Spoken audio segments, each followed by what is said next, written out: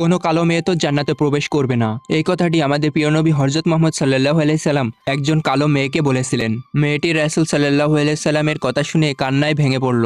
আর মেয়েটি বলতে থাকলো, আমি জান্নাতে যাব না কেন? কালো তো আমি নিজে হই নাই। এবং মেয়েটি বলল, আপনি তো বলেছেন 4টি কাজ করলে মেয়েদের জন্য 8টি জান্নাতের দরজা খোলা থাকবে। নাম্বার 1, যে নারী নামাজ পড়বে। নাম্বার 2, যে নারী সিয়াম পালন করবে। নাম্বার 3, যে নারী স্বামীর অনুগত করবে। নাম্বার 4, যে নারী পরক্রিয়া না করে সতীত্বের হেফাজত করবে। তারপর মেয়েটি বলল, হে নবী, আমি তো এই 4টা কাজই করি, তারপরেও কেন আমি জান্নাতে যেতে পারবো না? আপনি বলুন। এই বলে কান্না করতে করতে মেয়েটি অস্থির।